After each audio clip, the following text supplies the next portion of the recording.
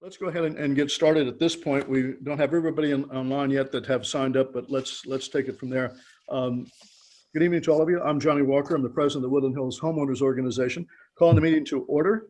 At this point, I would like, if we can, for us in a formal presentation at least, for us to go ahead and do a sorry about that, for us to go ahead and do the Pledge of Allegiance, and you'll see why I hesitated, because I am looking for that. There you go. Mr. Blumenfield, would you do us the honor of doing the Pledge of Allegiance? Sure. Those of you who can rise, please do. Place your right hand over your heart, and please join me. Ready? Begin.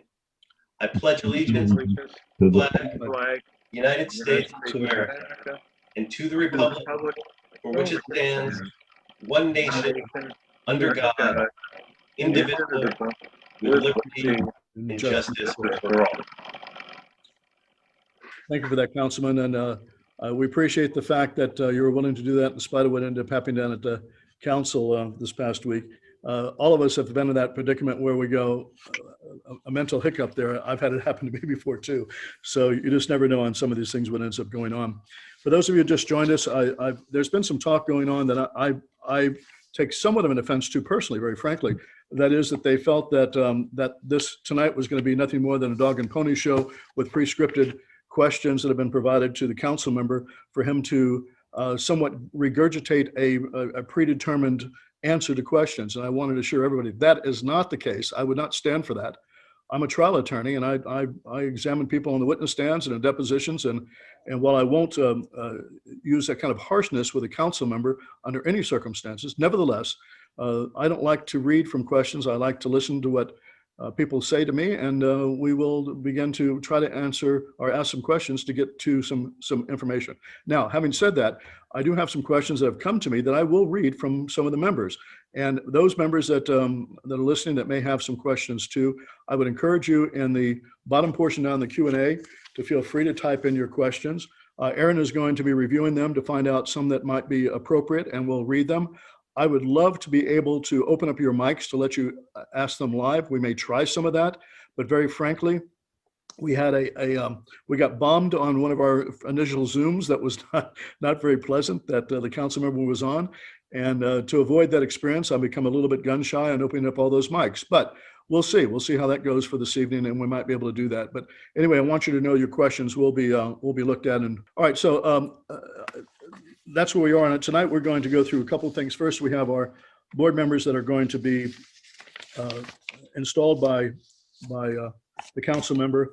And before we do so, I wanted to bring to everybody's attention that we have two members that have retired from the board. And Shirley Blessing and Pat Patton have decided they have been in since 1985 and 86 at the beginning of all this, and they're tired out. And they have done such great service on things. And both were and are beloved for their service that they provided this community since back in those 80s.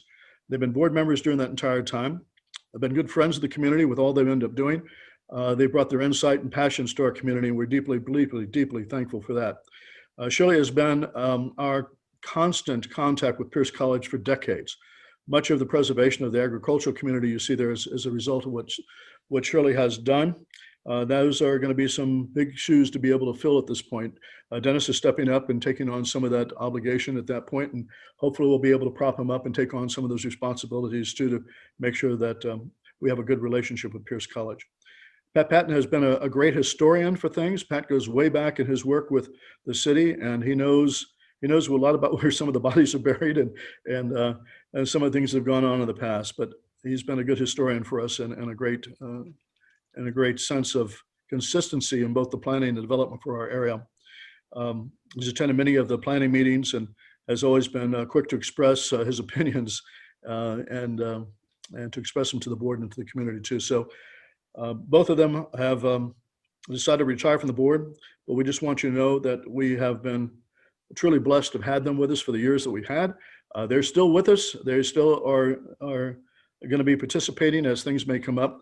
Our board has granted them the new status of board member emeritus. So we're pleased to let you know that that's where we are. And at this point, we had our election last December. We would like, if you would, council member, if you would swear us in, and we would deeply appreciate that. Sure. You gave me the oath, and I will recite it and have everyone recite it after. Before I do that, though, Shirley and Pat, I want to add my gratitude. They have been great members and are great members of the community, and so thank you for your service on this group, this board. That being said, I will administer the oath. Let me pull it up here that you sent it to me. Okay, so everyone who is taking the oath, if you could raise your right hand and repeat after me, and I'll go slowly so you can do it. I do solemnly swear I do solemnly swear to support and follow to support and follow the bylaws of the Woodland Hills Homeowners Organization the bylaws of the Woodland Hills Homeowners Organization to the best of my ability, to the best best of of my my ability, ability, and to represent the needs of its members, and to represent the needs of its members, to work to retain the unique character of the Woodland Hills community, to work to maintain the unique character of the Woodland Hills community, and to diligently work to make Woodland Hills and to diligent work to make Woodland Hills a better place in which to live, a better work, place and play. better place in which to live, work, and play. I take this oath freely with only a little bit of mental reservation.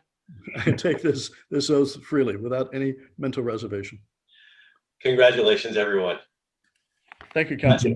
I added the last bullet there about the. I think we probably should add that in permanently too as well. So I appreciate that. Again, for all of you that may be joining us tonight that are not members, we encourage you to please join us. I think you'll find that the work we do is good, and we've been doing this since 1985 to try to make this community a better place. We've done, I think, a huge amount of work on what's going on in the Warner Center area. As most of you know, we were in litigation with Westfield to make the village a better place. We're working with them on the promenade and have worked with them and came up with a good agreement, I think, with them that's beyond what the obligations are to the city. That will be running with the land and helping, I think, have a better community here for us too. So please sign up. Go over to our website, whho.com. You'll find applications that are there. It's only $25 a year for the household. We deeply appreciate that. Watch the advertisers we have in our newsletter. They are important to us. Please support them and let them know that you're members of the Homeowners Organization and that you're supporting them for supporting us as well.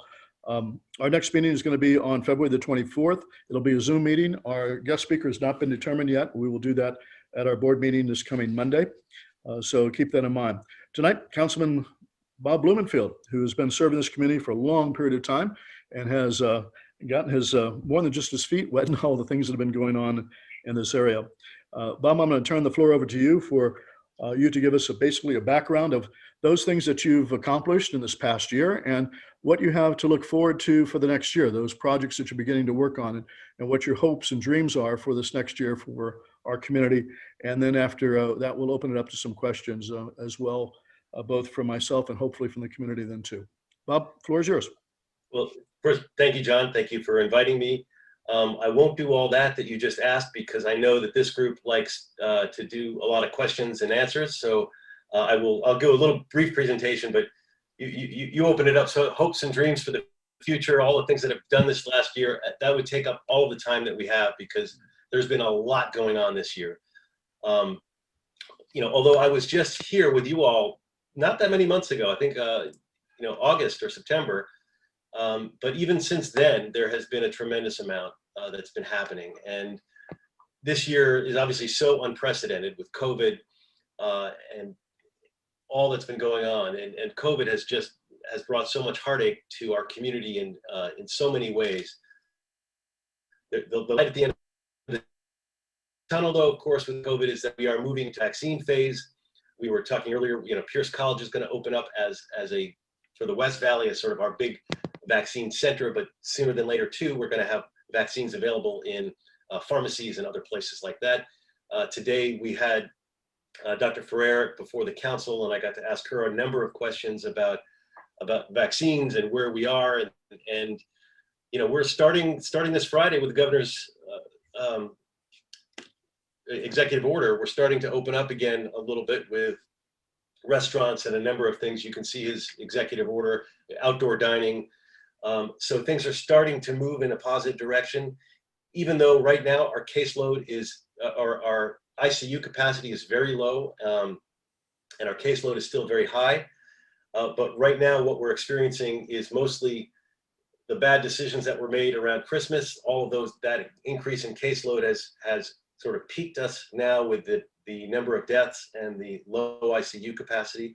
But the expectation as caseload has been going down since then is that in the next couple of weeks, those numbers are expected to be dropping in terms of the ICU capacity.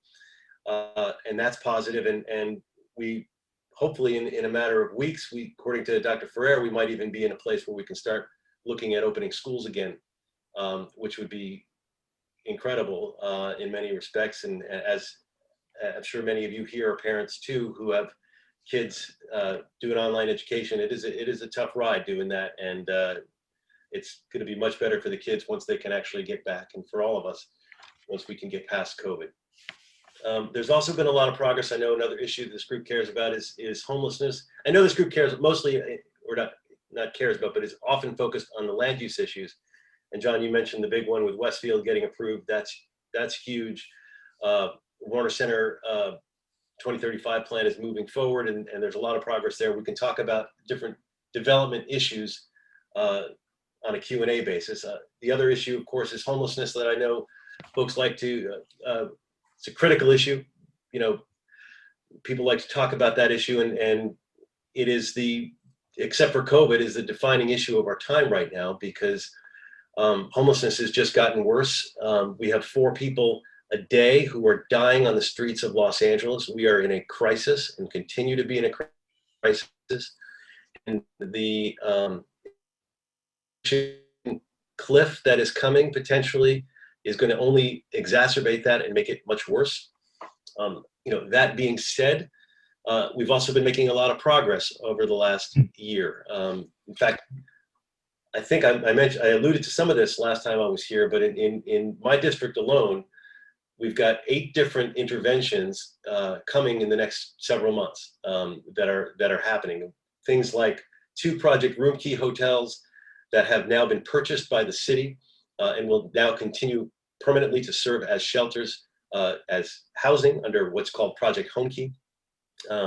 We have Bridge Home that is opening up in just 2 weeks, and that is at Canoga in Satakoy, and that is a congregate shelter, transitional housing. And keep in mind, every time something like this opens up, that's people we get off the street and into those shelters. Bob, can I interrupt you? Can I interrupt you for a moment? And forgive me, but I think this is perhaps maybe where we'll spend a lot of time on our questions. Can you explain to us a bit more about what's going on with these hotels? Where's that money coming from? Are they vouchers? Is that how you were able to clean up the area that was underneath the bridge there at Winnetka, by Taft? What's going on with that? Who's paying for that? How are you getting them off of the street? Great questions. But it's not, and they're indirectly related to the hotel. So let me try to break them down one at a time, and then you can help me if I miss one of them. The Project Room Key, which was what the governor originally called it, was the idea of going to hotel owners, especially during COVID, and saying, there's no capacity, we have a crisis in COVID, we've got to get people off the streets for homelessness, but especially because of COVID, we want to get them out of congregate settings and into individual housing. It's a win-win. You can help some of these hotels temporarily by giving them some business, and you're able to get people off the streets and into these temporary hotels. That has been paid for traditionally by emergency funding, because it's part of this COVID relief program, where much of it came from FEMA. It was but FEMA up until recently or currently is a matching program. So it was a 75-25, where the feds, through the state, it's a complicated thing, but would give us 75% of the dollars, and the city would come up with the other 25%. And that's where Project Room Key hotel folks how they were being put into place. This is different. I'm going to get to the pilot program of the underpasses which is a different track. So I want to keep those two concepts separate for the moment. And then Project Home Key is where you take certain hotels that have been operating with project, as Project Room Key, and instead of paying them every month at $200 a night sometimes, you actually buy the entire hotel, and then you make it a long-term thing. So it lowers your maintenance cost, and it lowers your obviously your capital cost, because you don't have to pay rent every day. You've purchased something. So is that something that the city would actually own outright and actually go into the business, basically being a landlord to these tenants? Well, the city based, partners with organizations. So like the two that are in the first two Project Room Keys to be converted are actually in my district. There's the Super 8 on Topanga in Canoga Park, and there's the Howard Johnson's in Reseda. And those two hotels are now, the city purchases them, but basically is giving them to, in this case, LA Family Housing. Okay. And LA Family Housing is the service provider, and they run that that hotel, no longer hotel. Now they run that that housing site. Now they have to get reimbursed for some of their expenses, and so but they also raise money. Like LA Family Housing gets money from the city for their clients, but they also are a nonprofit, and they raise money, and they do a number of things. I could talk about their financial breakdowns. They're different for each hotel, but it's about $200 a night. Sorry, Bob, is that the city that's paying over to LA Family Housing about $200 per person per night for them staying at the facility that's owned by the city? That's what it was during Project Room Key. That's Room Key, but now that it comes over, what happens to that $200? Is that not? That goes away. That's going away. Good. And then you have you've got the maintenance costs of that LA Family Housing charges for all of their different sites that they have. I don't know that, I don't have those numbers on the top of my head, but right. But they provide services, they provide food, they provide a lot of different things to maintain people in their facilities, whether they're their facilities in their big building in North Hollywood, or whether it's a converted hotel. At that point, bottom line, the city is not a landlord. In essence, they really have turned it over to them. And as far as who comes into those locations and who might have to be kicked out is really being left up to the LA Family Housing as opposed to the city of LA. Is that fair? Correct. Yes. All right. Okay. Yes. That clears up a lot. I think a lot of the confusion we've had. We thought that the city was going to be an operation of the Super 8 and Howard Johnson, and they were going to basically go into a landlord-tenant type of operation there. And so that's interesting. Yeah, I mean, and I don't know the exact mechanics of it. As with anything, the city purchases it, gives it to them, and I don't know exactly how the contract works. I can drill down on that and get those details if you want, but ultimately it's a service provider arrangement, just like any other. LA Family Housing is the biggest service provider in the Valley, and they have numerous facilities. Which they own, and these hotels now, once they're converted, they're like any of their other facilities. They're no longer considered a hotel. They're now considered a homeless, either transitional or permanent housing. And both of the two that I mentioned, the Howard Johnson's is going to be converted more quickly to a permanent housing, and the Super 8 is going to start as a transitional housing, and then at some point over the next few years, the goal is to transition that to permanent housing. The difference between transitional and permanent doesn't have to do with the building itself. It has to do with the people living in it. So transitional housing is where you get someone who goes into a facility, and the idea is that they're there for a certain period of time to get back on their feet, and from there they're sent to more permanent housing, or they get back on their feet and they're have apartments or whatnot. There are a number of different kinds of interventions, and the hotels are one of them. Another intervention is what I mentioned, is these cabin communities, which is basically where it is very much is even more transitional than the Project Room Key hotels or than Bridge Housing. A cabin community consists of these 8x8 tiny homes, and they're in the two that are going to go up in my district, one is behind my district office in the parking lot, and the other one is going to be in the off the Orange line off of Topham. And we've been working with communities, and we're actually tomorrow we're having our first meeting of the community advisory for the Tarzana one. We're setting up a community advisory for the Reseda one as well. And what that is you have, in the case of the one in Reseda, it's 52, or the case of the one in Tarzana, it's 72 tiny homes. They're fenced in entirely, so it's a compound essentially. And in addition to the homes, you have, and I use the word homes loosely because it's really a small little 8x8 shed with a bed and a place to put your belongings.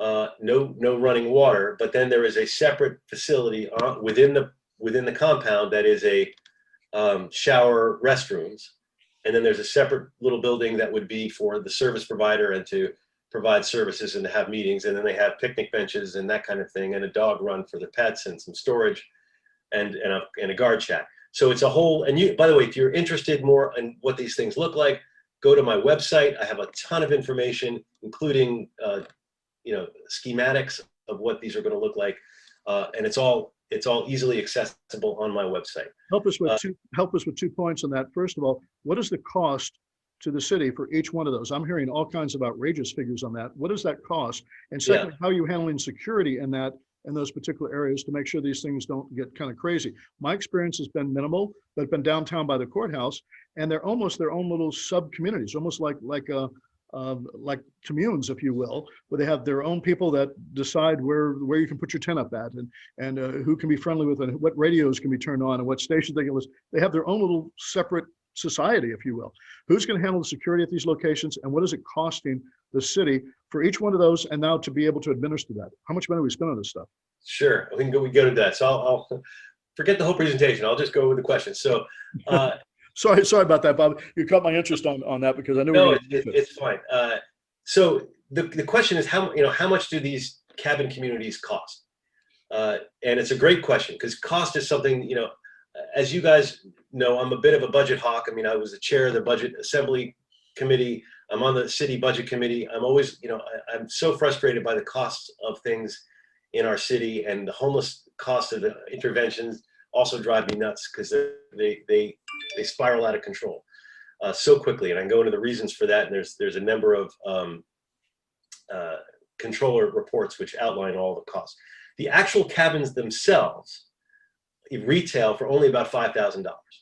However, the per unit cost, when you look at it, and you have to fold in all the other costs, the cost of running electricity, the cost of building the fence, the cost of the shower rooms and the bathrooms and the other facilities on campus and all that, and you break it down to a per unit cost. In the case of the ones in my district, they're going to cost about $60,000 for the Reseda one and about $70,000 for the Tarzana one. Now, there was an article in the LA Times which talked about the cost being $130,000. And at first, that was what BOE was coming, Bureau of Engineering was coming out with these outrageous costs. And part of it, I've been able to really pepper them with questions and issues to get the cost down. Part of it, the costs that go into these things is insane. Originally they were going to put these things on their own concrete pads with rebar and a concrete pad. And they're doing that like at the ones in North Hollywood and some of the other places.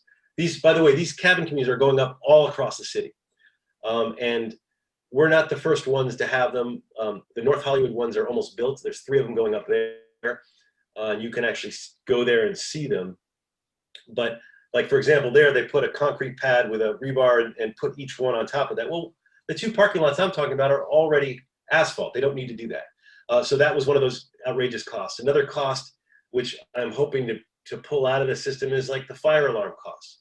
Because the fire marshal says that if you have these units, they all have to have these interlinking smoke alarms and all this stuff. And the cost for the fire alarms is, on the books, they were having it at $1.5 billion, which is insane. You can buy a fire alarm, a smoke alarm for $10, and you could put one in each unit. so we're trying to get them to ease up on some of those restrictions and some of those requirements that may make sense for permanent structures, but really don't make sense for temporary shelters. So we were able to back out a number of those costs, but there's the budget is all public. Maybe I can find a link. I know Veronica's on staff with me. If she can find a link and put it in the chat of that breaks down the costs, exactly. And there's the controller's report that goes through all of the costs. But even $60,000 I think is way higher than it needs to be, but is a heck of a lot less than other interventions. You look at the permanent supportive housing costs, and those are running around $600,000 a unit, which is crazy. But again, you can talk about how that breaks down, and we can get into some of that. And the controller has a really good report on it, and there's ways to kind of constantly go after those costs. But you don't want to iron everything out before you move forward, because as I mentioned to start, 4 people are dying a day, and our streets are getting worse and worse. And we need to have, every time we can get an intervention out there, more people can get off the streets. And especially right now, President Biden has announced that he wants to move the FEMA intervention for homelessness from 75% match to 100%. And he has proposed that. And if he does that, I think that is a game changer for us in many ways, because then we could scale a lot of these temporary interventions like Project Room Key much quicker, because we don't have to come up with that 25%, which has been a bottleneck for the city and the county. A lot of these costs are county costs. As you know, in LA, with the charter and everything else, the jurisdictions with homelessness are overlapping, and the county is actually responsible for mental health and drug addiction and all those things. The city doesn't have any programs or health departments, so we have to rely on them and work with them and their Department of Mental Health. That's a whole other thing. And I used to be against the idea of the city having a separate Department of Health, but I'm warming to that idea, because it is very frustrating having to deal with the county on all of these issues. And even with the COVID stuff too. Give us COVID stuff especially as well. Yeah, give us a quick indication of how you're going to handle the security on that stuff, so we don't have serious problems. We got a lot of people in that in some of those tiny homes that are going to be probably having some mental issues and what have you. At least that's what I've seen. Yeah. So every cabin community has 24/7 security, and it also, more importantly, they have service providers on site. So the service provider is the one who is going to, they're not just putting people in these little tiny homes and leaving them there. You're, each one who's coming in has to, agree to coming in, and they're going to have a plan for how they're rehabilitating or looking for a job or whatever it is that they need. And that service provider works with them. But they also will be a security guard, guard or guards. And the only people allowed in or out of the cabin community. And again, cabin communities you can't have tents in cabin communities. And you mentioned earlier, you saw something where they have tents and these different things. There's no tents. The cabin community is these cabins, and that's, the only people allowed in are the residents and service providers, people who are authorized to come in. And the security guard makes sure of that, and the security guard keeps the peace within the cabin community as well. And depending on how many people are in the cabin community, that there might be multiple security guards. So, on average, you look at around 25-1 is the standard practice, depending. So in Reseda, you've got 50 cabins. So you figure that's probably 2 security guards, if and when it fills up to that amount. Is that 24 hours a day? It is 24 hours a day. Yeah. Marty just asked an interesting question. How long are they going to be there? Is there a termination time period to where this is temporary, or is this a permanent establishment that's going to go on for decades? No, this is the cabin communities are temporary, and define temporary for us. What are we talking about? Yeah, let's get into that. So the average life of a cabin, according to the manufacturer, is about 5 years. So that's kind of the time horizon, but it's not a hard stop of 5 years. So if we're still in this if we're still in this homelessness crisis, they may have to keep the cabins up longer. But it's also because the infrastructure is relatively little compared to other ones.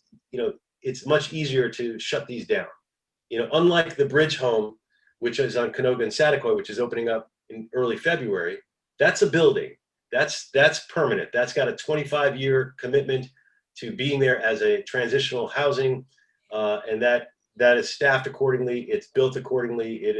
It's built to last, and it's a full-on facility. These cabin communities are not. They are meant to be temporary in that frame, and also the folks who are going to be living in them are going to be turning over on a regular basis.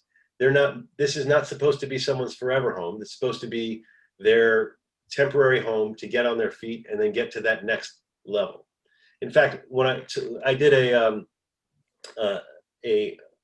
town hall presentation where I interviewed the manufacturers of these cabins communities, as well as I went and talked to folks involved in cabin communities around the country, because there are cabin communities in Sonoma, in Riverside, in Texas, all over the place. And we talked to people about how they're working in their areas and to try to get a sense of it. And if you're interested in seeing that, that is also still available online. If you go to my website, you can click on it. You can watch the whole presentation. I kind of got lost in the question there, but talking. It's how long it's going to end up lasting for is really the question. I know one of our board members just also shipped across a question of what's going to keep them in the location as opposed to wandering out in the community and basically spilling out, if you will, into the community areas. I mean, mind you, we're not talking about putting them in any kind of a prison, but by the same token, we don't want them to be. We want them to be where they're going to be able to get the good help and that they need. What's going to be done to keep them where they are? Well, first, it's not a prison, so they are free to. They're going to go look for jobs. They're going to go like any other resident. They are free to come and go as they please. However, the cabin communities generally have a curfew, so at a certain hour they have to be in for the night, and then and then they can leave in the morning at a certain hour. So that's typically how they work. But keep in mind, these are folks who are already in the community. These are folks who are living on the street. These are folks who are living in the alley, in the underpasses. They are already wandering around. But the difference is, you're not going to see, someone who's in a cabin community doesn't have to be walking around with a shopping cart and 20 bags, because they have a home and they have storage. So the folks who, ideally, if someone is walking around who's a resident of a cabin community, you're not going to know the difference between them or anyone else, because they're not walking around with a shopping cart. Also, unlike someone who's living on the street, they're not unshowered. They have access to showers. Also, someone who's living on the street and is foraging for food and going through your dumpsters and causing issues in that regard, these folks are have access to food 3 meals a day.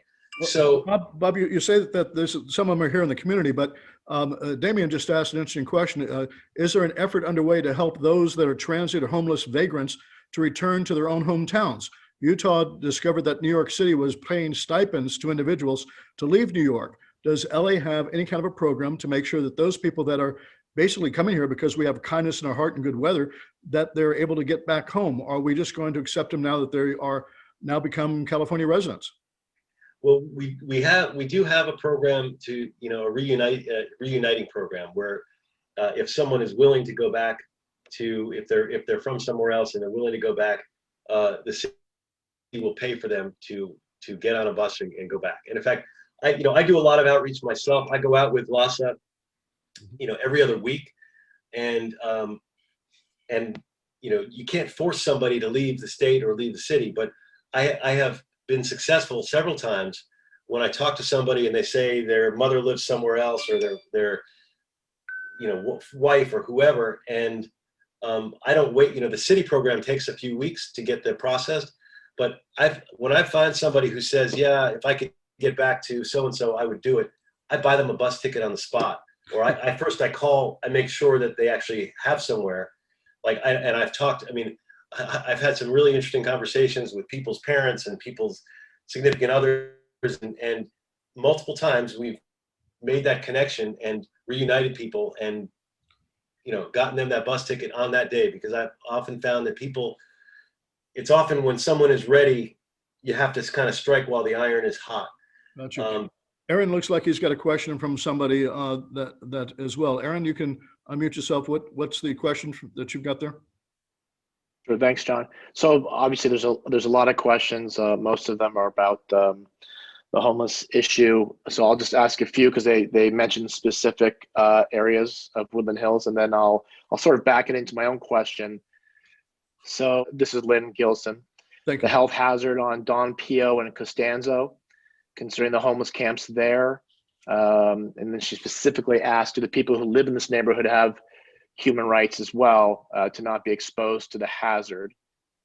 Somebody else asked, what's going on with the Corbin underpass? The neighborhood is suffering from their nuisance. We are fed up with the problems that the people inhabit, that the children and families can't walk to the grocery store, and so on. That is on the rise.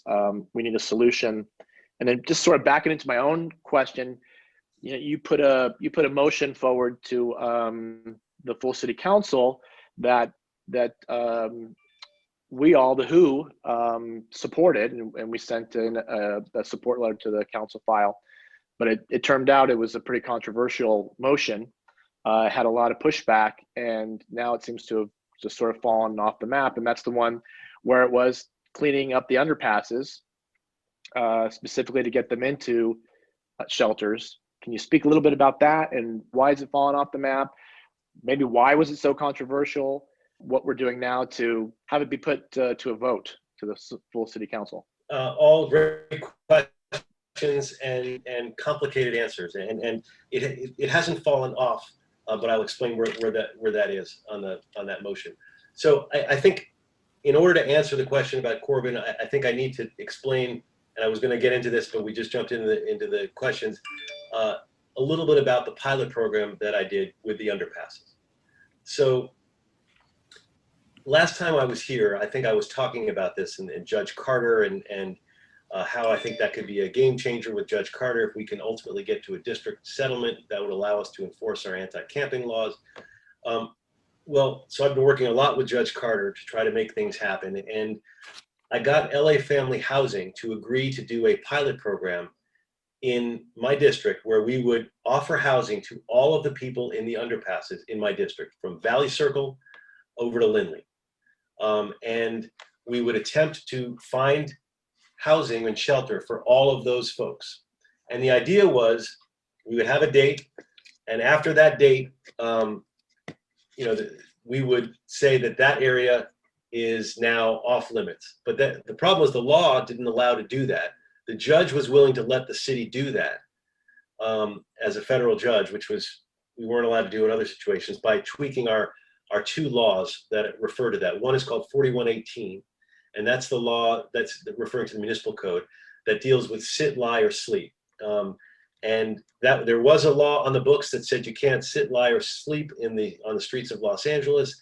That was deemed unconstitutional by the courts, and it's unenforceable now. There was also a law dealing with your possessions, 5611, similarly unenforceable, unconstitutional.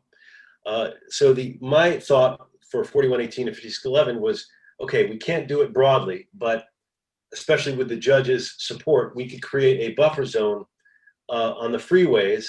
Well, I wanted to do two things. One, create a buffer zone on the freeways, 500 feet from the underpasses.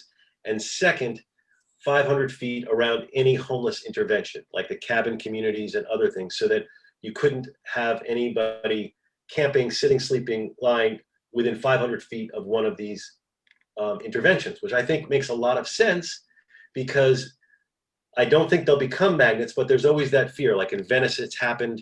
in some areas. In more of the dense areas, sometimes the intervention becomes a magnet for other people to camp around it. And you don't want that. If a community is going to be accepting an intervention, you want to have a little buffer zone around it. But in order to make that a reality, we would have to change the city law on 5611 and 4118. So I put forward a motion to do that at the same time that I was working this pilot program with LA Family Housing. And the pilot program was really interesting because a lot of folks, and some of you folks who are on this call right now, said these people in the underpasses will never accept housing. And I mean, I seeing some of the names, I remember you saying exactly that. And I said, well, I think that they might, but this will be an interesting test. Because the truth is, our underpasses, most of the people in our underpasses were addicted to drugs, were drug addicts. That's not the case for all homeless people. Sometimes people want to characterize all homeless as that, and I really don't think that is the case. Spent a lot of time on these outreach missions, but it was true with our underpasses. For numbers of reasons, the drug dealers would come to the underpasses, et cetera.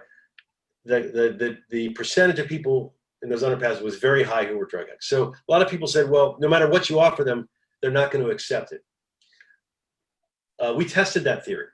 We did intensive outreach with LA Family Housing where they were willing to back up every outreach with a shelter or with a homeless intervention, which is not something you can do because right now there's not near enough housing and shelter for all the people who want it, who are homeless. But we said, well, for these people who live under the freeways, over the course of these couple of weeks, we will offer them shelter. It will be local shelters. Either it will be one of several things, because John, you asked this question earlier, where did these people go? It will be either what they call rapid rehousing, which is when you can connect someone directly with a landlord and a subsidy and get them into an apartment, number one. Number two, it would be into Project Room Key, of which there were numbers of rooms in Van Nuys, Airtel, and at the North Hollywood facility. Or number three, it would be a motel voucher, but they wouldn't just be a 2-week voucher and then you're done. They would be a client of LA Family Housing, and they would have vouchers for as long as it took for LA Family Housing to find them a better intervention. So, or four, it would be directly into a residential detox facility, of which we had a number of beds lined up. And during the course of those weeks, we went out, and the judge himself came out multiple times with me to do this outreach. I really am impressed by this Judge David Carter, for doing this, and he brought folks to it. And the long and short of it, of the 60 people who were in all of those underpasses, basically 58 of them accepted shelter or housing and were taken off the streets and placed into one of those 4 different interventions that I mentioned. It was an incredible success. The 2 people who did not, as is typically the case, were, how do I say, they were very much clients of Department of Mental Health. They were folks who had real mental health issues. Although I'm proud to say that one of them, we actually, this Sunday during the hailstorm, we were able to, that was finally enough for him, and we had Pastor Don, who was helping with a lot of this outreach. And this is somebody who'd been a long time person who lived in the underpass at Etiwanda and Burbank. He finally got housing. So that makes 59 out of 60. And that's a great, really heartwarming story of a guy who, local guy, Woodland Hills guy, who was there, has a lot of mental issues. He collected pine cones and bags and all this stuff, but he's finally gotten, and he wasn't willing to accept the help because, as said, because he didn't know what was good for him, but that finally turned around, and as of Sunday, he is now in permanent supportive housing. So that's a great story. But the other person, unfortunately, went to Don Pio, and also, but is working with Department of Mental Health, and hopefully we'll get her something soon that she'll be willing to accept. But all the other folks, the people that you said, not you personally, any of you particularly, but that many people said would never accept it, accepted it because it was the right approach and it was the right intervention. And we got 58 people in the course of a few weeks. And I know you saw it. because it dramatically changed, you know, out of like that huge one on Shoop. I spent hours with that guy trying to get him convinced to take it. And he's now in a motel, and I've talked with him since, and is on a much better path. And all sorts of folks, all of them accepted the intervention and was a successful story. Now, it took a lot of intensive resources to make that happen, but it happened. Now, your question about Corbin, why are there still people? Now, there are 10 people currently at the Corbin underpass. And unfortunately, because we were not able to get those tweaks to 5611 and 4118 passed, there is nothing stopping someone new from coming to any of the underpasses. And Corbin, you know, there was part of it was that there was a particular on Corbin, there was one encampment that was not being able to be removed, even though the person had left. And there's a long story because it's very difficult under our laws, not the city laws, but the state court cases. You cannot remove belongings that might be somebody who's in a homeless encampment, even if you know that it's abandoned. It's very difficult. So there was stuff there that never got removed in the Corbin. All the other ones got removed. And then somebody else moved into it, and then it kind of spiraled from there. Bob, how do we go about getting the city council then to bring that ordinance back up so that we can get that enforcement to get these people to move on either to the small shelters or someplace else? How do we get the council to do that? We supported you, as you know, on that. Yeah. Right. I can attest that, you know, Shoop and Fallbrook are my underpasses, and it was a mess for a while, and then they got cleaned up, and it's been successful thus far. That's what frustrates me. We were telling these people just to move on. It was move on only if there's shelter, and there was shelter, so we were able to successfully house them. And it was very controversial. In fact, so much so that people protested my house. Because of my putting that forward, were yelling and screaming at me, you know, disrupting my kids trying to do online education. You know, it was, and you know, pillared me on social media and all the rest because they view this as criminalizing homelessness. I don't view this as criminalizing homelessness because, as you said, the first things first is you're not removing somebody. Just telling them to move on, you're only doing that. You're only keeping that space off limits once you've offered everybody housing. But the theory is that someone could come back, or someone new could come, and you know, and then if you're telling them that they can't be there, then you're essentially criminalizing them for being homeless, for not having a place to be. And you know, I think you can make the argument as long as you're doing it in a very limited way in certain spots, and there's still plenty of other reasonable spots to go, that you're not doing that. But that's where the controversy came in. It came before council, and overwhelmingly the people who called in, et cetera, were vehemently against it.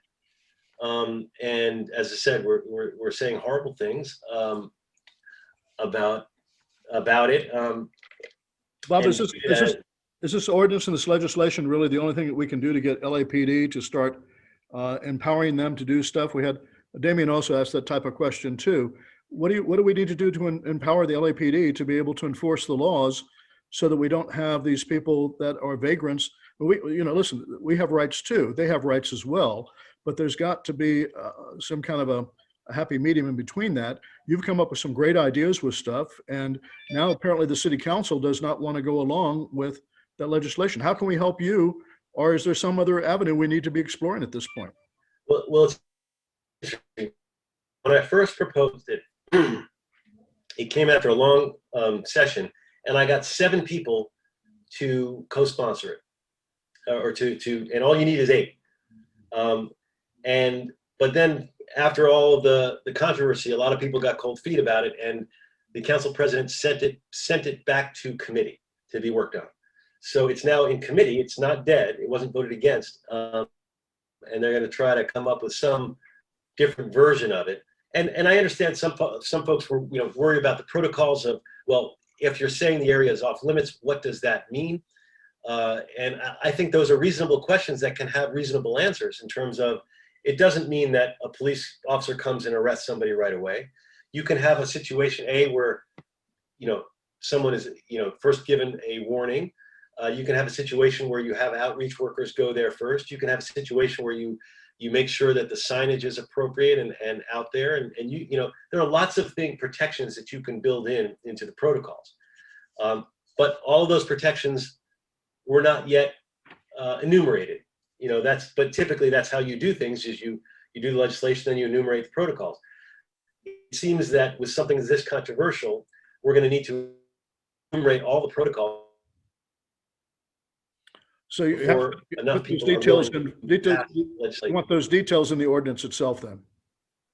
I was comfortable with passing the ordinance and then working out the details with the bureaucracy, as I think most these kinds of things, that's how it's done. But there was enough folks who were not comfortable with that, distrusted the process in terms of how it would work, and were concerned that the protocols would not protect the rights of the unhoused enough, that they were not willing to support it without enumerating all of the protocols. So that's where, by going back to committee, the thought is that maybe they can iron out those protocols in a way that would make more people comfortable. Is that actively being pursued, or is it just sitting on somebody's desk? That probably, the answer to that depends on how you define it. I mean, I think that's the answer. it's been sent back to committee. The committees have changed recently with the new members. There's a new chair of that committee.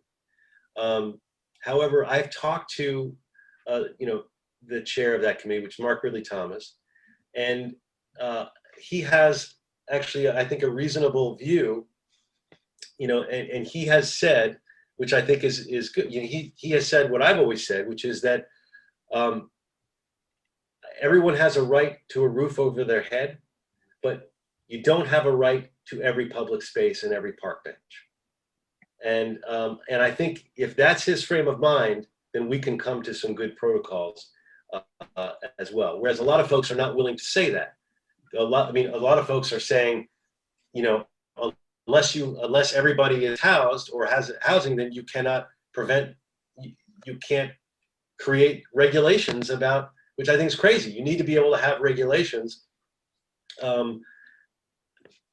even at the same time we're trying to provide housing. And the judge, this has been issues in multiple cities, and he's settled 28 cases in other cities, mostly small cities in Orange County, where they have come to an agreement where if they can come up with housing for 60% of the homeless population identified by the homeless count, then he enables them essentially to enforce their anti-camping laws. And he basically supersedes the other federal judges who have all these the Garcia case, all these other cases that make it very difficult to enforce not only anti-camping laws, but the laws dealing with property, et cetera. So he is willing to work with the city of LA, but more interestingly, he's willing to break the city of LA down into 15 different smaller cities, 15 different districts, because frankly, if we have to do 60% of the entire city, it's going to be a while before we get there. But if we can get 60% of my district, we have the fewest number of homeless people in the 3rd district than any other district in the city. According to the homeless count, there's 704 homeless people in the city in the 3rd council district. Getting 60% of those beds, or even getting to 100%, is doable, and I've already laid out a roadmap of how to get there, and I'm already pursuing that because I want to be ready for if we get to that settlement. And the pursuit of that includes the Project Roomkey hotels, the tiny homes, the bridge home, the rapid rehousing, all of the different interventions, because I want us to have those interventions, both from a humane perspective, so that people who are living on our streets have somewhere to go, but also from a legal perspective, so that if we can get a district settlement, we actually will be in a position to enforce our anti-camping laws before anywhere else in the city can. So that's kind of the goal there. Bob, it sounds like things are somewhat underway on that one. And I apologize, I interrupted you on what you originally started out to do, but I figured we had to get to this one. But we'll probably circle back on that. But I'd like to change the subject somewhat. But can you bring us up to date on where we are with the affordable housing issue in the Warner Center, where that's going through as far as the city council is concerned? What is affordable housing? What does that mean to us as residents that are here? And what's the city trying to do about that? There's been quite a bit of clamoring about that. And I think we need to know about that. And by the way, for those that are listening, we're not necessarily done with the homeless stuff. We'll come back around, but it's just a timing issue. And let's see if we can get through a couple other subjects that we need to get to as well. Yeah. So the question is, what is affordable housing? I mean, What does it mean to have affordable housing? Affordable housing is defined as a percentage of AMI, of average median income, of what someone can afford to, and I believe it's you basically, by spending, I think the way the formula works, it's 30. If you can spend 30% of your income on the price of home, then of an apartment, then it's considered affordable. And what that works out to, it's not cheap. I mean, I can try to look up the numbers for you. See if I can find them real quick. But the affordable housing, so it's a percentage of AMI. Like in the Warner Center, you're talking about a one-bedroom apartment is like $1,100 or something is considered affordable. I'll get you the exact number. I'll try to look that up while we're talking here. But we're trying to get affordable housing throughout the city. The Warner Center plan does not have a mandate for affordable housing. I am trying to get a mandate for affordable housing inserted into the Warner Center plan, but we have been working with developers as big projects come up to try to get them to do it. And as a really great precedent, the Westfield project, which is the biggest project right now in the game, except if Rocketdyne ever comes in, that'll be bigger. Well, that's the Promenade project. The Promenade project, yes. And I guess it's no longer Westfield, it's Uniball, Radomco, I don't know. All changed. Whatever. Yeah, you guys know what I'm talking about. Yeah. Old Westfield.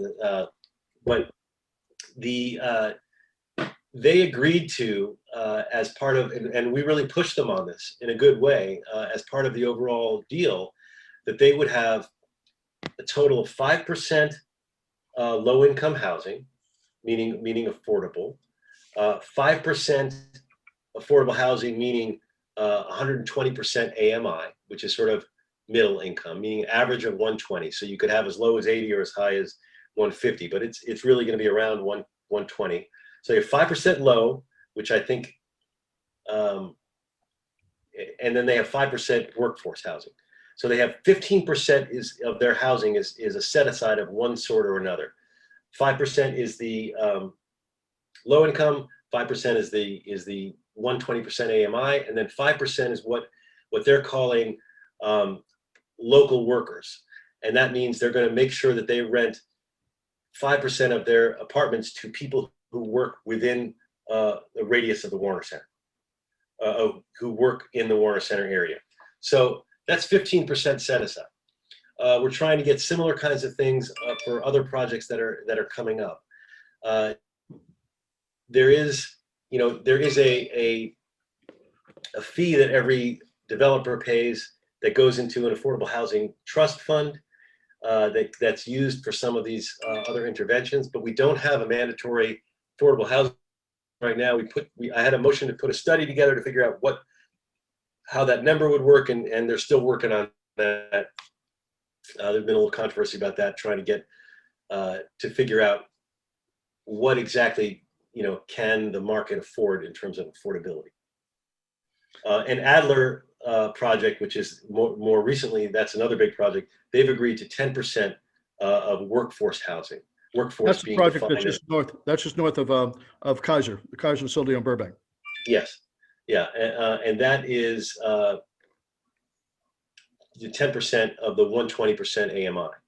It's the delicate balance is you don't want to disincentivize housing production, but you want to incentivize affordable housing, because the whole concept of the Warner Center is a live, work, play. And you want to make sure that people who are working in the Warner Center, who are working in retail and other places, can actually live in the neighborhood. Because otherwise you end up with all sorts of traffic issues, you end up with quality of life issues and everything else. You want to have, and ideally, and this was the vision of the Warner Center, which many of you were part of, you want that vision to be a live, work, play environment with a diversity of housing stock. Do you think it's going to work? I think what's going to Well, it's putting affordable housing in. Do you think it's really going to bring people in that are going to be able to live in the area where they're working at? And it just seems that we don't have enough commercial, especially what's going on with COVID now. We're losing a lot of businesses. We're going to a lot of people that are working out of their home to begin with. This whole concept of what we looked at, 5 years ago, where you would have a Starbucks that was here and the people that were going to work in Starbucks were going to be able to live within a walking distance from that. I don't see that happening. I don't see the affordable housing being able to produce that type of environment. Are you seeing something different to where this is going to work from a citywide standpoint? I mean, that's one of the ways that you get affordability. You require. I mean, there are other ways to get it as well. But is it going to solve the problem? No. Is it going to help the problem? Yes. If you have like the Westfield project has a 5% low income requirement, that's a lot of units that are going to go to folks who who can work at Starbucks. Well, that's interesting. That also brings us, I think, to the LA Unified School District issues about people being able to have their kids go to school in an area that's close by where they live at. And as you know, while you personally and as our representative and the city does not have direct control over LA Unified School District, nonetheless, there's a bully pulpit that's there. And we're trying to, of course, make sure that some of those properties that are here are going to be utilized for educational purposes, as opposed to being sold off or traded off to be developed into housing complexes as well. We look at the Oso School and the Collins locations and some of the other ones that are out here. And I know that in the past you have taken a position of supporting the fact that those school properties should be utilized for educational purposes. I'm assuming you're still in that position. Is that true? I mean, ideally, I'd love to see schools built there. Absolutely. I don't have control over what the school district does with their property. You had Scott Schmierelson here last time. He talked about that. It's not, I try not to spend a lot of my time telling other levels of government what to do because I have enough problems on the city level to deal with. Here's where we run up against you on this one. The ideal world I'd love to see. You're our representative. You represent the community that's here. This is a major issue that's going on in our community. And with the amount of housing that's coming in, with the amount of monies, what is it, $4 per square foot of every residential location has got to put in some monies into LA Unified School District's mitigation fund. This is an issue where if we decided to go that high density in Warner Center with a specific plan, we're going to load ourselves up with residential in that location. Now we're going to have to bus our kids to other locations because LA Unified School District thinks that that's a better way to do about it, rather than having people that are representing the community standing up, whether it be people like myself and others that are in this group, or yourself, stand up and say it's not good for the community. And it's just not. We need to really have some schools that are those properties being kept so they can be schools. We should have something, I think, close to, when I look at the figures, $133 million roughly that'll be put into that fund in the next 10 years. If they were to start building one school out here, to start off with an elementary school, I think it would attract a lot more younger people into our community. That would be an upgrade, if you will, all the way around for what's going to go on. And it's fine to say it's not, I'll leave it to somebody else. But you've got that bully pulpit. You have got the experience. You have the voice of being able to say to Scott and to Nick on the board, listen, guys, this is not good for our community. We need to do something here. And listen, I wouldn't want to be in your shoes, I don't think, on that particular issue either. But from the group that I'm talking to in the community says, why isn't Bob out there? Why isn't he doing something? Why is he just leaving it to them? It is an important issue for us in the community. And I don't know anybody I've talked to that said, oh, we'd rather not have any schools out here at all and let the people go move into Calabasas instead. And I will say, I would, LAUSD is not shy about throwing your name out there and saying that we need to work with you because they haven't heard from you. Nick's office specifically. Well, I don't know what that's about. I mean, they're an independently elected body. They have autonomy on their properties. You know, I can talk about it, but the bottom line, there is no proposal right now. So the other piece that gives me a lot of pause here is you're really talking about something that's more theoretical and hypothetical than actual. Bob, So when they start spending money on studies, that scares the heck out of us, because when you're spending money on those type of things, that again is our money that's being spent on it, and that money should not be spent unless you're intending to do something with it. And if they're looking at saying, all right, listen, let's trade off these properties to somebody else so they can build on it, and we'll take another piece of property downtown, we're losing stuff that our taxpayers have paid for out here. You did too. You know, your family is out here as well. You've got your kids that are out here as well. Those properties were intended for us to have property for schools out here for the people that were living out here and will become living out here. It's an attractive thing for us in the community. And I just think that it's an opportunity for you to speak out for our community to these guys. And while you don't, they may say, hey, listen, get off our back. You don't belong messing around with the LA Unified School District. So what? You're used to that type of heat being taken, but we need that voice someplace. And who else are they going to listen to when it comes down to it? You know, you are the major voice that we have out here. they're going to listen to their elected body, and we have a representative on the school board for our area. I mean, like I said, I'm a Woodland Hills homeowner as well. I'm a part of this organization as a Woodland Hills homeowner, as well as being the council member. But again, I don't spend too much time on this because it's a hypothetical.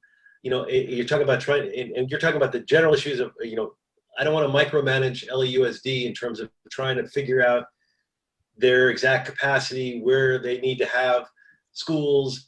I mean, yes, I'll always stand up and say, I want to make sure that we have maximum amount of schools in our area. We want our kids to be able to have easy access and to have local schools in all of the areas. But in terms of which properties they use for additional schools or how they do it, I'm not going to micromanage their stuff. I'll follow it closely, but it's just I've got so much on my plate that I can't spend the time delving into their budget and delving into their capacity. I know when I've talked to them and I've tried to talk to them about this issue, they tell me what they tell you, which is that they right now they don't need the extra capacity, that they've closed down schools, their numbers are dropping, all of that. And I say the same things that you do, which is, yes, but we have projections of additional population and everything else. And they tend to say, well, we have our plans for that, and that's what we are managing. And I'm not going to try to micromanage the school board. I've got enough. I've got more than enough on my plate. Right, fair enough. I mean, the issue has been brought to you as to what you decide to do with that. We just hope that you would give some help with us. All we need them to do is basically pull the 3 schools off of their list.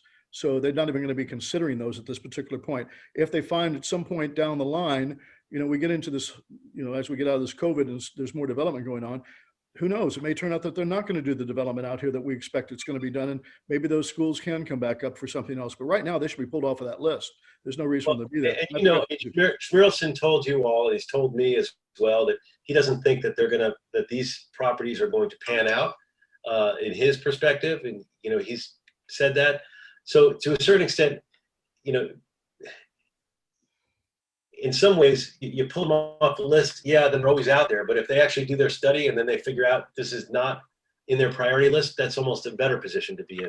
And, because everyone's going to say, pull us off the list, pull us off the list.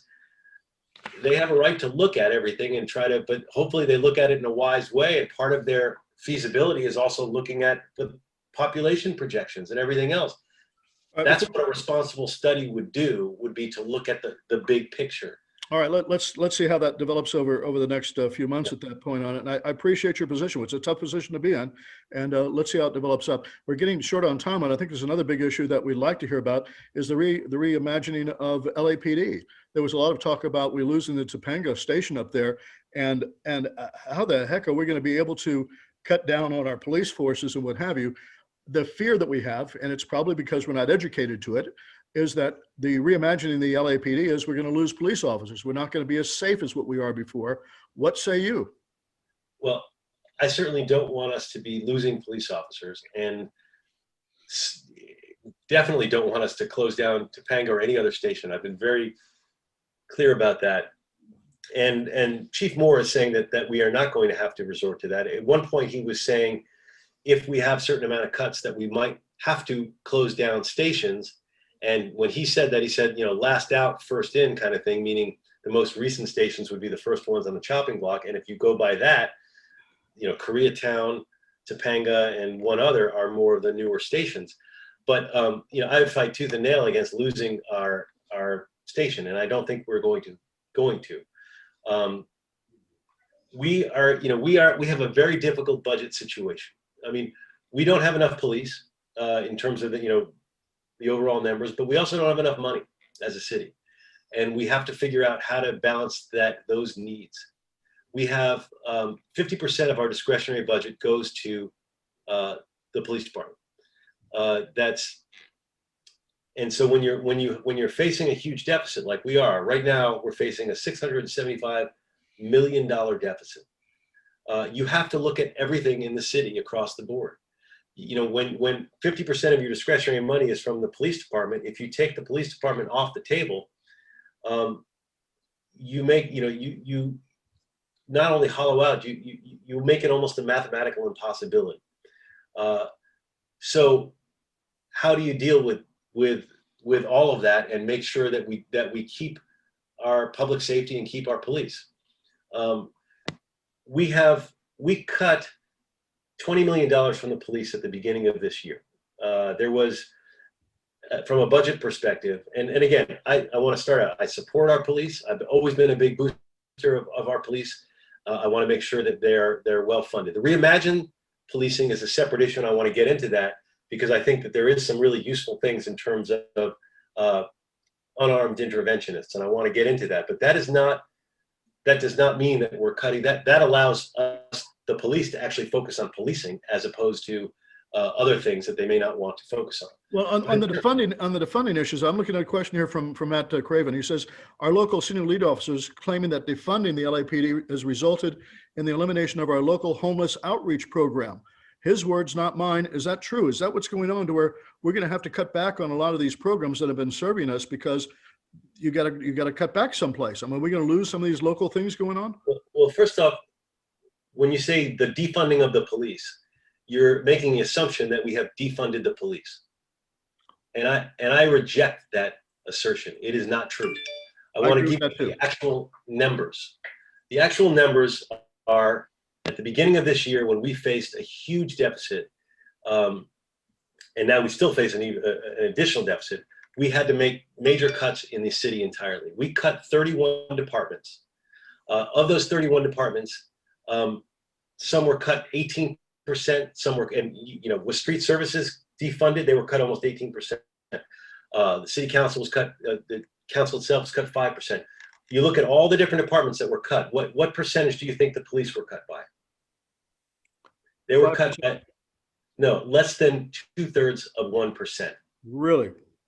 That less than 2/3 of 1% when you compare their budget last year to their budget this year.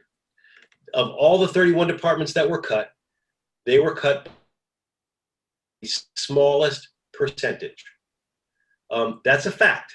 I can show you the numbers. So if you call that defunding, then what do you call all of the other cuts that happened in the city? Well, that's now, fair. It seems that we've been led to believe that that's it, and so that's just not a truthful statement.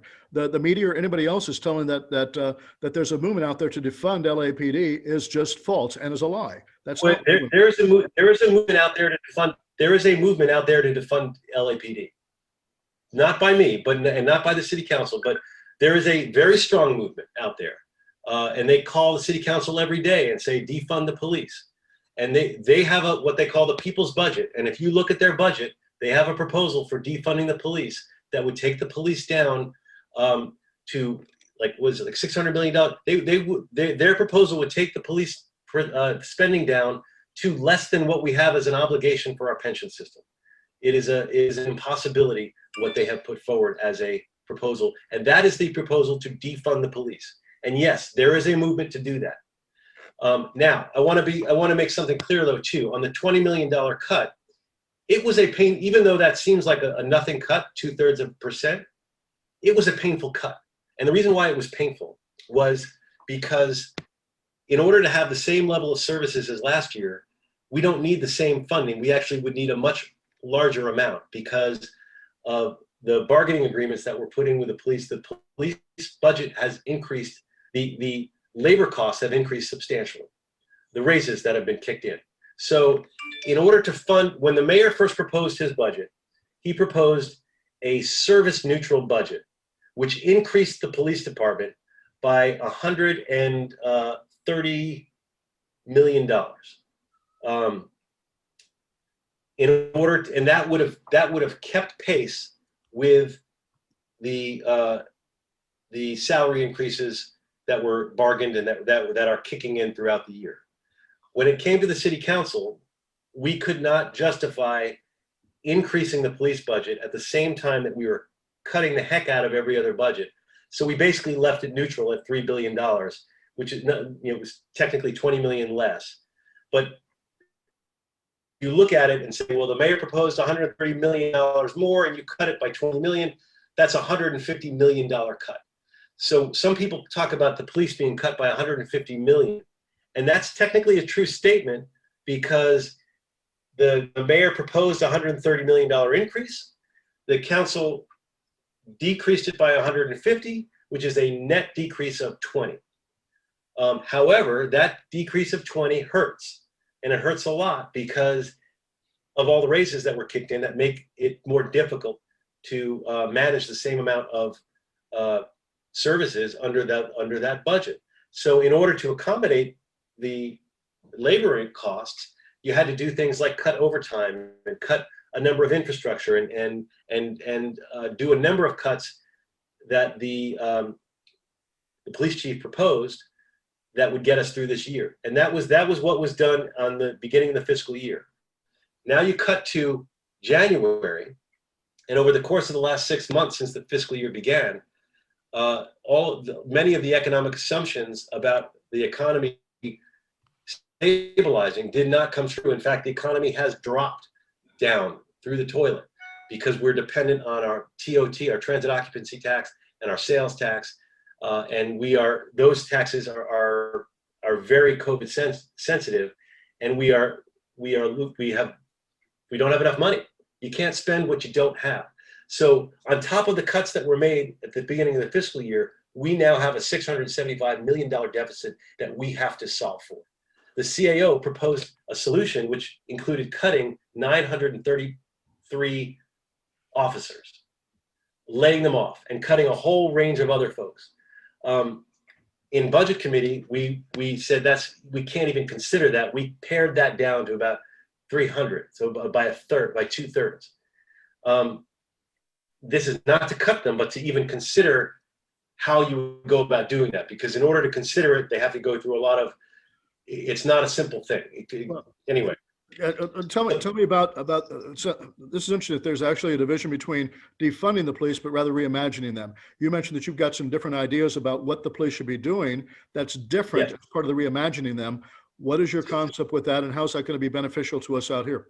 So the reimagine track I see is different than the defunding track, or then the funding and defunding, and then the overall track.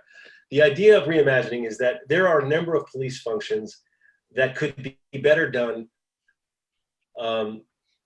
by non-uniformed and done more cost effectively by non-uniformed interventionists.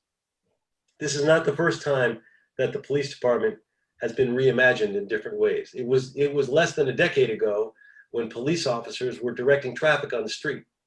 And we reimagined that and said, you know what, we can have DOT, Department of Transportation officers do that and save a lot of money. And that's been a great thing. That's a lot of money, and the police didn't like doing it anyway.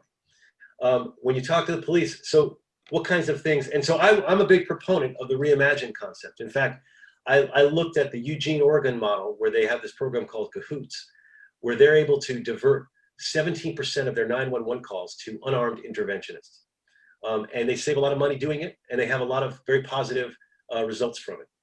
And one of the positive results is that you have less shootings of mentally ill people, because a lot of times police get called out for mental illness calls when you might be better sending an interventionist, and it escalates and somebody gets shot, or usually it's an unarmed person gets shot, and that's happened multiple times throughout. In Eugene, Oregon, those numbers went way down when they started the unarmed interventionist. If you want to learn more about it, I actually brought the police chief of Eugene, Oregon, as well as the Cahoots, one of the Cahoots workers, and I did an online discussion with them, and that's available on my website. You can watch it. You can hear the police chief there talking about how successful it's been and how his department really likes it, because his officers never like doing this anyway, and that these guys are much more effective at it. They can be a backup when they're needed, and it's been a win-win for them. So we're looking at trying to do something like that. Who's working on this at the city level? Who's got control on trying to make this change going on? Is that the police commission, or are you guys doing it at the city council? There's a lot of hands in the oven, or I'm mixing my metaphors up. A lot of hands in the fingers in the pot, or choose your metaphor. Trying to get this idea going. I was a co-author of a proposal to do this, and we did about half a dozen town hall meetings around the city where we talked about this idea. We brought in experts, and we had people calling in. I think a lot of those are available online to watch as well. But now it's in committee, and there's, I'm a little frustrated that we haven't really heard much about it. The CLA, there's been this whole group that's supposed to be studying it and coming up with some ideas. And so consequently, I just put a motion in to get a more regular report, like, every month, to get a report on where they are with that proposal, because it hasn't moved. It's out there as an idea, but it really needs to be formed, and they need to come up with it. And they have stakeholders in on it, police in on it, they've got interventionists in on it, all sorts of folks who can talk about it and who can try to come up with a model that might work for Los Angeles. Because whatever they're doing in Eugene, Oregon, it's not like you can just grab that and place it in LA. We're very unique here in LA, but at the same time, we're trying other ways to start this idea, which have been already implemented.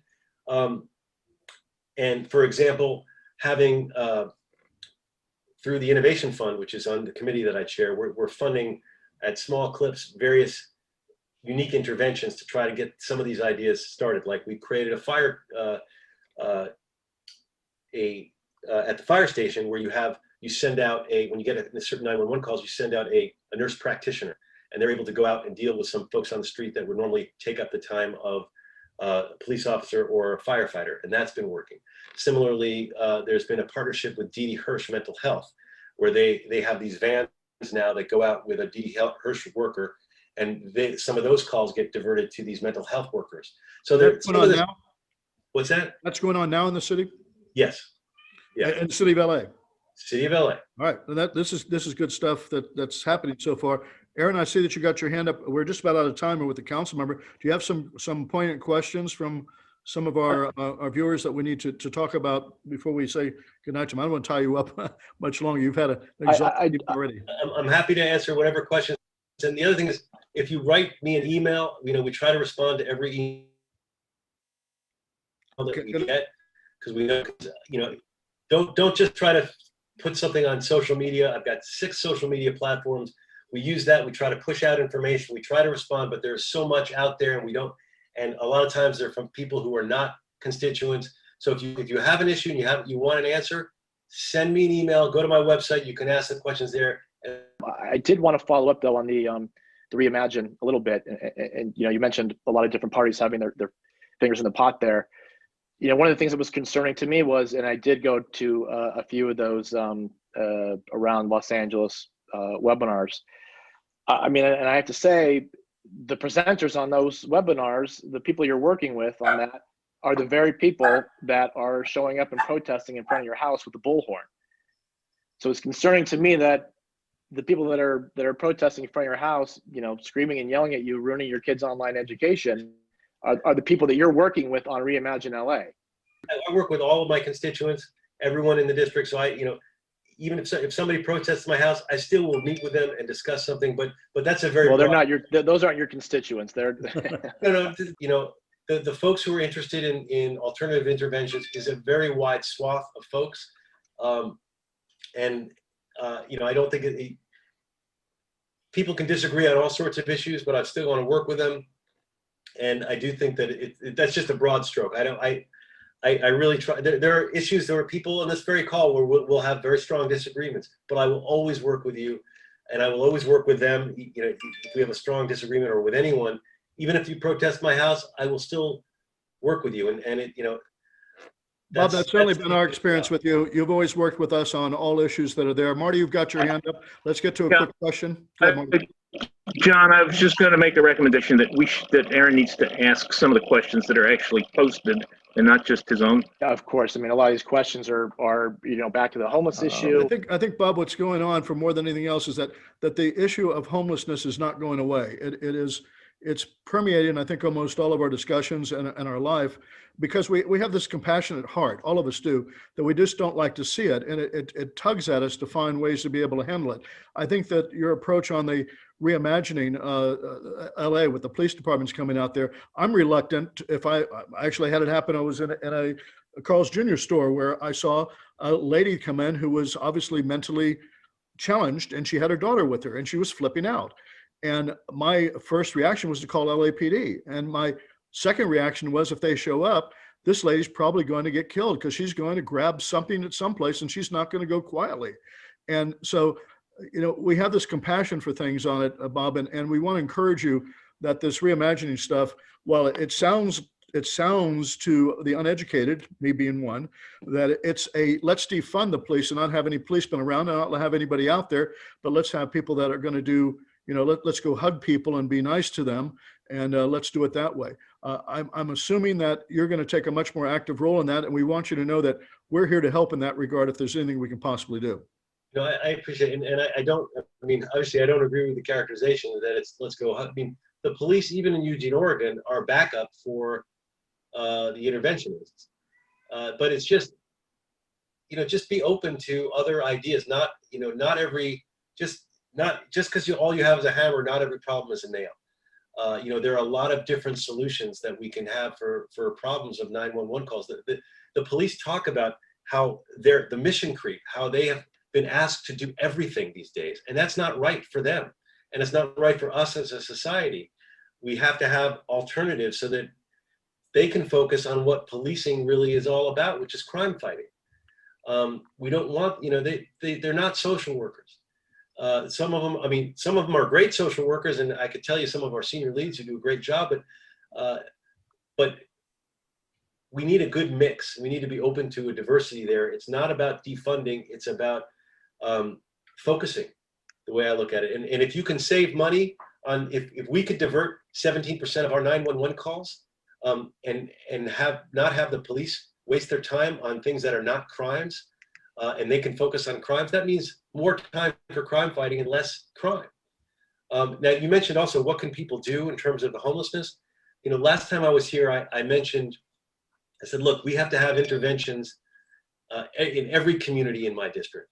And we had the intervention at the Woodland Hills Rec Center, which closed down. But we need to have interventions in Woodland Hills as well. And I threw the gauntlet down as a challenge. I haven't heard anything back from anybody here, but where is a good location in Woodland Hills to have some sort of intervention, either a safe parking, a cabin community, a hotel conversion? You tell me. And I put that challenge out there because we need to step up. The way to get people off the street is to have somewhere for them to go and have somewhere local for them to go. That's what the judge is requiring. That's what we know can work. That's what we're asking every part of the city to do. And we need to think about that here in Woodland Hills too. So I throw that challenge again to this group to come up with some ideas. All right, and if I may, Bob, to that, to all those that are listening tonight, members and non-members, if you have ideas about good places to be in, and let's not be cute about it. We're talking about serious responses. Send emails over to me, if you will, and you can catch me at on the website. Go over to whho.com and you'll find my email that's there. Send them over to me, and we're going to have a board meeting. Talk about ideas in Woodland Hills. Don't send an idea to John about Palmdale or something, because that's right. It's not going to do any good. Let's move them all into somebody else's community, or send them on a bus back to New York. That's not going to work. But send them over to us. We're going to have a board meeting on Monday, and we'll sit and take a serious look at those, Bob, because I think you do need to have some support from us and others as to what we're going to do with this. It's a problem that's here, and it's not going away. That's for sure. I wanted to put something in the air that I thought was interesting by one of the questions that came across from Stephen, and I won't read it because he's already, I think, gone offline. It had to do with the COVID vaccines, and I know I have some friends that went over to the Balboa Park location, and they stood in line over there. They had no reservation, and at the end of the day, when they got finished with all the applications that were there, they had vaccines that were left over. So they started taking people who were in line, whether some people were under 65, others were whatever, because they didn't want to throw this stuff away. It seems to me that there should be some way for us to be able to use like the cell phone alarm systems, if you will, to where if there is one of the facilities that got stuff available, they put out a notice to a particular zip code or a location and say, hi, we've got some, show up in the next hour, and we've got some vaccines that are available to us. I don't know, that might be something to do. I don't know if this stuff's getting thrown away or not, but we're here that everybody's short and that we don't have all the stockpiles that we need to have. I know I'm going down to Dodger Stadium on Friday, and we'll see what that's all about. That'll be a new adventure. But there's got to be something I think the city can step up to do to help us with that. We've got Pierce College coming online with it now too, and we'll see what ends up happening with that. Do you have any input on that as to what's going on, or any insights as to what's happening with those with the vaccines to be able to help our community and making sure that we're all going to be decently healthy? Yeah, and the city has really no formal role. We've inserted ourselves to have this backup role, but again, that's handled by the county. The county is responsible for the health. We brought in Dr. Ferrer, who's the county chief medical person, to council today, and that very question was asked of her about, how does this happen with standbys? And there's a lot of misinformation out there. People contact my office all the time talking about all this vaccine that's been thrown away, and we track down all these things. People talk about it at Kaiser. There was one about at Providence, and we call the hospitals to follow up, and we write the letter back when we find out the information. But what Dr. Ferrer said is that it's been a little bit of a bumpy ride at the beginning, but that they're getting it together to have those kinds of systems in place. And also the governor just basically came out with a prioritization that is going to sort of everything, and they're still going to keep with the tiers 1, A and B, which is the 65 and older and the essential workers. But then instead of going to tier 2 and 3 and 4, all the secondary tiers are going to be done by age after that, is what. And so they're working toward that so they can have a little bit more of a managed system.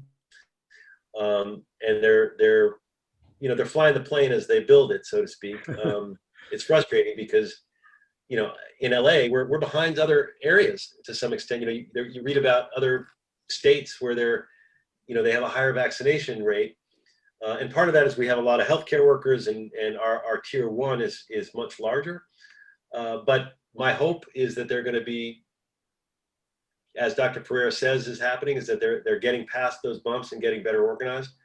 But as a city, I have the bully pulpit there, but I don't have direct control. Are you satisfied that we don't have our own health department, especially with the COVID and the opening up of restaurants and other things, because we have to listen to what the county is doing rather than the city deciding from its own health standpoint? Where do you stand with that?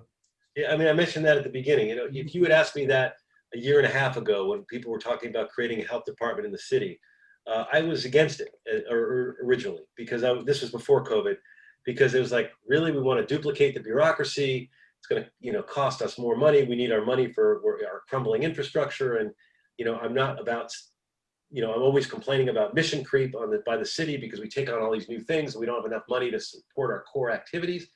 But my experience with COVID and everything else, I kind of feel like, well,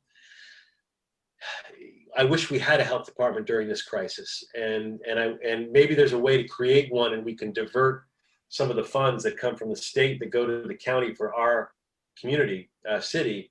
And if we could figure out how to do that, that wouldn't bankrupt the city, but would actually allow us to divert the money that's already being spent by the county, then I'd be for it.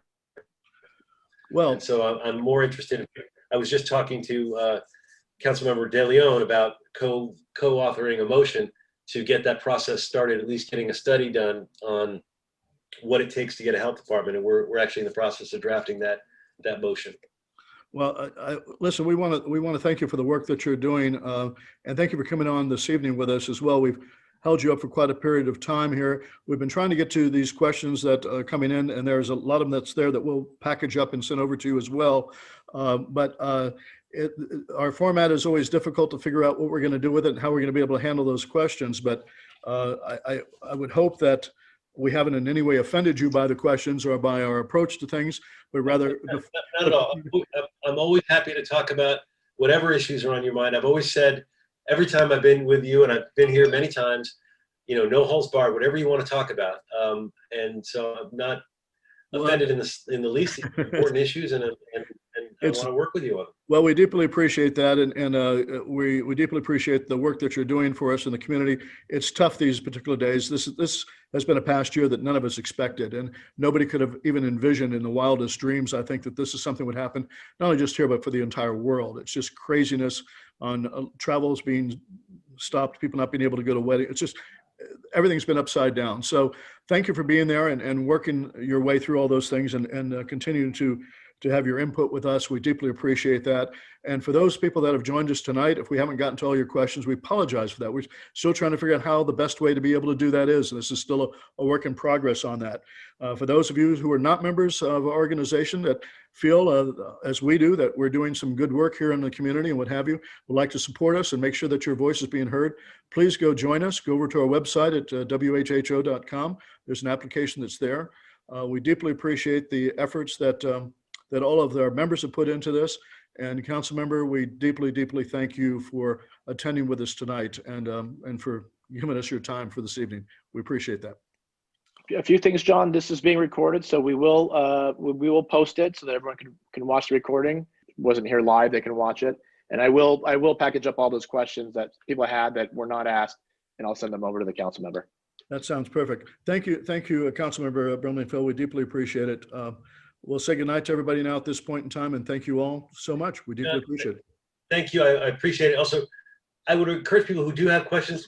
We've consolidated a lot of information on my website, about cabin community. I mean, you'd be amazed at how much is on there if you go through it. So I would encourage people to go blumenfield.lacity.org, because I think I'm happy to address the questions as they get them, but I think you'll find a lot of information there that may answer a lot of the questions that people have.